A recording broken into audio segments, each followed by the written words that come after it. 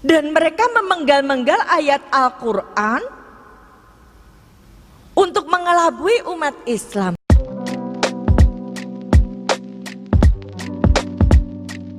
Assalamualaikum, selamat datang kembali di channel ini. Kali ini kita akan membahas dan meluruskan lagi apa yang dikatakan oleh D.R.A. Purnamawati.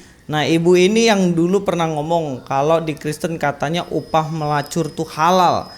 Nah, sekarang kita akan luruskan. Ada statementnya lagi yang sebenarnya kesannya lebih ke provokatif dan fitnah yang murahan sih guys. Artinya ngomong tanpa data dan bikin diri kayak seakan-akan dia paling tahu gitu mengenai STT sekarang guys. Kita langsung aja nonton videonya. Boleh dibilang yang menyambut itu hanya sekian persen. Padahal di sekolah pendeta mereka mempelajari Islamologi. Kalau dulu 36 SKS, sekarang 40 SKS. Mereka belajar tentang Islam.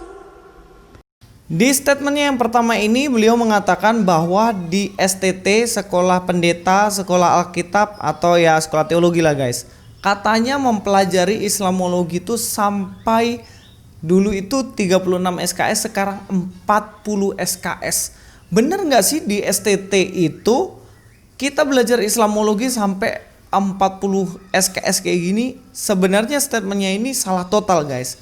Karena yang pertama kita harus tahu bahwa di STT itu belajar mengenai Islamologi nggak sampai 40 SKS, itu namanya satu semester lebih ya. Kalau satu semester kan biasanya cuma 20-an SKS ya. Nah ini kalau sampai 40 SKS berarti 2 semester, bayangin. Cuman belajar Islamologi untuk apa?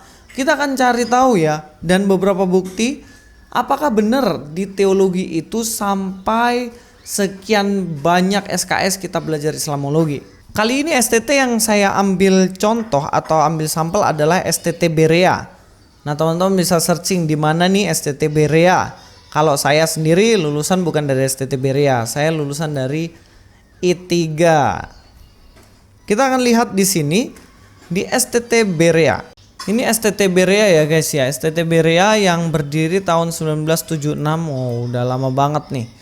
Nah, apakah benar di sana itu sampai mencapai 40 SKS belajar Islamologi? Teman-teman nanti cari sendiri, ada banyak banget di sini mata kuliahnya, tapi kalau yang atas secara umum mata kuliahnya, dan kita akan ambil khusus yang mana belajar mata kuliahnya tentang teologi ya.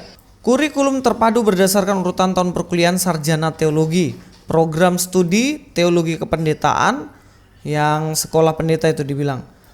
Di sini mata kuliahnya satu semester, ini semester 1, semester 2. Kita akan cek apakah benar di sini ada pelajaran Islamologi.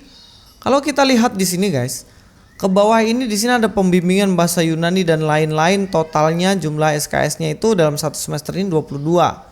Jumlahnya 22. Memang rata-rata 20-an lah guys.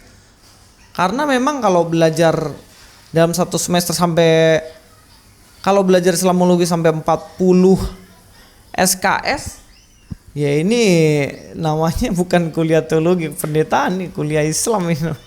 Nah, di sini akan ada kuliah Islamologi nih, ada.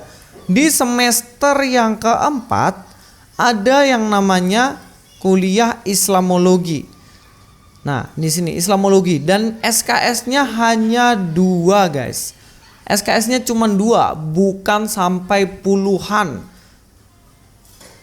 Kalau kita lihat lagi selanjutnya semester-semester selanjutnya apakah ada Islamologi? Dari sini nggak ada guys. Di sini juga nggak ada. Di semester ini semester 7 apakah ada? Nggak ada. Cuman konseling, pengantar, metodologi, teologi kontekstual dan lain-lain. Di sini sudah mulai skripsi, pernikahan, apologetika Kristen, entrepreneurship. Ternyata di STT Berea hanya 2 SKS selama kuliah sarjana teologi di sana.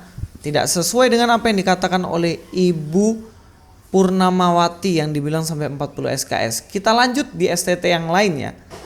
Kalau tadi S1 dari STT Berea, sekarang akan kita ambil sampel dari S2 dari STT Reform. Apakah di S2 juga mempelajari sampai 40 SKS mata pelajaran Islamologi. Nah, ini STT Reform. Di sini kurikulum program studi Magister Teologi. Kita akan lihat di sini mata kuliah martikulasi 50 SKS, mata kuliah inti 30 SKS, mata kuliah pilihan 20 SKS, tesis 6 SKS, totalnya 107. Kalau dibilang 40 SKS Islamologi berarti hampir setengah pelajaran di STT itu berarti Islamologi, dan itu sebenarnya hoax guys. Jangan terlalu percaya. Kita akan buktikan ya. Di sini di semester 1 dan 2 nggak ada ya Islamologi. Di sini nggak ada banget. Nggak ada, nih nggak ada. Lalu kalau kita lihat di bagian bawah juga ada Islamologi ini. Islamologi ternyata di sini SKS-nya cuma 2 guys, sama kayak STT Berea, iya kan? Nah, di sini juga kita akan lihat di semester 1 martikulasi ini apakah Islamologi juga sampai 40 SKS. Kita lihat di sini yang ada, ada Islamologi nih. Ternyata juga 2 SKS gitu. Rata-rata memang kalau belajar Islamologi juga cuman 2 SKS sampai 4 SKS. Karena saya juga di STTI 3 itu hanya belajar 4 SKS Islamologi. Yang pertama Islamologi 1, kedua Islamologi 2. Nanti kita akan lihat statementnya ibu ini apa lagi. Agak sedikit fitnah Kristen. Ya, fitnahnya yang gak terlalu berbobot sih. Kita akan dengarkan lanjut videonya ya. Mereka belajar bahasa Arab. Dan mereka memenggal-menggal ayat Al-Quran untuk mengelabui umat Islam. Bahkan mereka mencari sisi terjemahan Al-Quran yang bisa digunakan untuk memurtadkan. Nah, ini jelaskan. Dikatakan bagaimana katanya anak-anak STT ini yang sekolah pendeta ini memenggal-menggal ayat Al-Quran untuk mengkelabui Islam.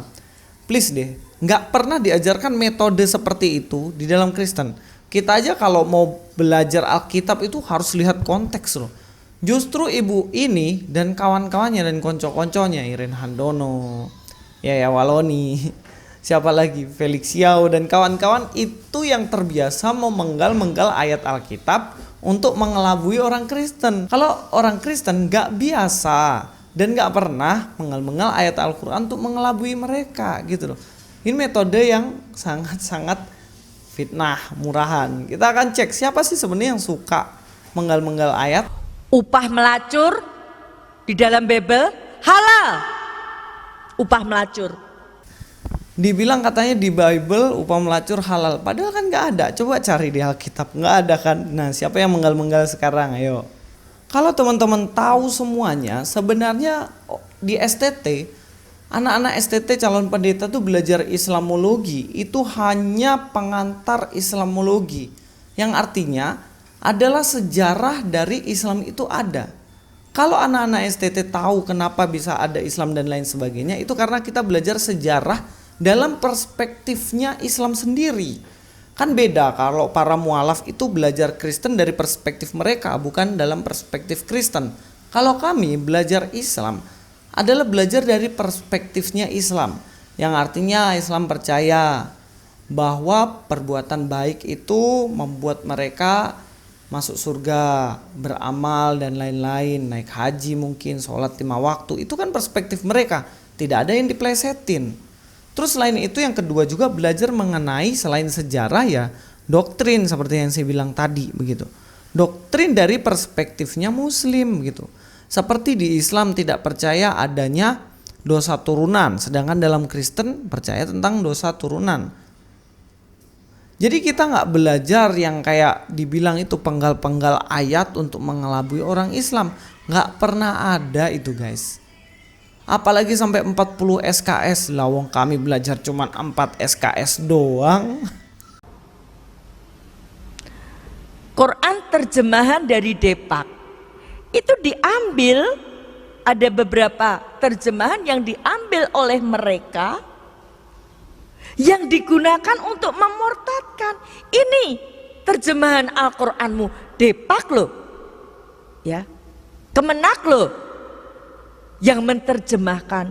Maka tidak heran, saya nggak tahu kalau di Bandung ya sudah beredar atau belum, Majelis Mujahidin Indonesia membuat Al-Quran Tafsiriyah. Ini tadi untuk mengkanter yang mereka buat. Nah, ini mulai lagi nih.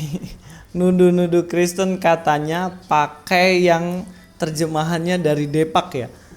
Dari statementnya Ibu Purnamawati ini akhirnya saya tahu, oh ternyata Al-Quran atau kitab mereka itu banyak terjemahannya juga. Saya pikir satu dan tidak boleh diterjemahkan, harus pakai bahasa aslinya dan versinya cuma satu, nggak boleh beda-beda. Saya pikir begitu, karena kan selama ini di Alkitab kan selalu dituduh, Alkitab banyak versi, dirubah-rubah terus, direvisi terus. Nah kan selalu kami bilang bahwa yang direvisi itu terjemahannya, bukan aslinya, nggak ada yang dirubah. Dan selalu kalau ditanya balik, kan kalian juga banyak versi. Di dalam Al-Quran banyak versi juga terjemahannya. Lalu selalu dibilang, enggak cuman satu. Nah ini, Ibu Purnamawati bilang ternyata banyak banget. Terus muncul lagi satu Al-Quran yang dipakai untuk mengcounter katanya yang diplesetkan oleh anak-anak STT begitu. Ya nggak tahu lah, pusing lah. Nggak tahu maksudnya dia bagaimana. Tapi yang jelas yang saya mau luruskan yang tadi saya bilang. Yang pertama, kami nggak belajar sampai 40 SKS. Itu namanya orang kurang kerjaan sampai 40 SKS. Belajar itu di STT 1 tahun untuk apa buang-buang waktu untuk belajar itu kan. Terus yang kedua, yang mana kami tidak penggal-penggal ayat kalian. Tenang aja, ayat kalian akan utuh. Kan kalian semuanya hafal. Kalau orang Kristen penggal-penggal kan pasti akan tahu, benar nggak? Dan yang ketiga akhirnya saya tahu bahwa di Al-Quran pun banyak versinya. Menurut Ibu Dr. Anda Purnamawati. Jadi bukan saya ngomong loh ya guys ya. Oke, ini saja counteran murahan untuk sebuah statement yang murahan. Luis Prasetyo sini. God be with you all.